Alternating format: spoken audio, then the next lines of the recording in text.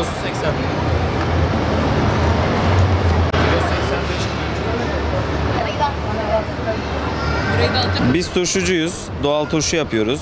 Koruyucusuz, kimyasalsız, limon basımı turşularımızla Maraş'tan geliyoruz. Turşu yapım aşaması bizim köyümüzde, köylülerimizden, kendi bahçemizden topladığımız mahsulleri önce yıkayıp, sonra sebzesine göre doğrayıp, ondan sonra da koruk suyu, limon, tuz ve suyla beraber bidonlara basma şeklinde oluyor efendim. Turşu sebzeden sebzeye değişir ama ortalama olarak söylemek gerekirse 30 günde yemeğe hazır hale gelir. Kışın tüketilmesi daha iyidir çünkü çoğu sebze acur olsun, hıtta olsun, havuç olsun yazları çıktığı zaman basılır, kışın da tüketime hazır hale gelir. Üstelik turşunun da basım gereği hastalıklardan koruma özelliği vardır. Turşu metabolizmayı düzenler. Kendisi limon basımı olduğu için C vitamini bol bulunur. Bu yüzden de insanı hasta olmaktan korur.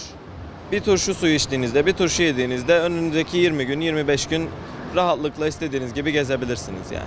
Şimdi markette satılan turşularda genelde sitrik asit, asetik asit ve değişken kimyasallar bulunuyor. Turşu sürekli sert kalsın, sürekli yenmeye hazır olsun, raf ömrü uzun olsun diye insan vücuduna yararlı olmayan bazı kimyasallar kullanılıyor. Ama doğal turşu olunca, köylümüz kendisi yapınca, benim de zaten bizzat annem yapıyor. Biz kendimiz yapınca her şey doğal, herhangi bir kimyasal da girmiyor.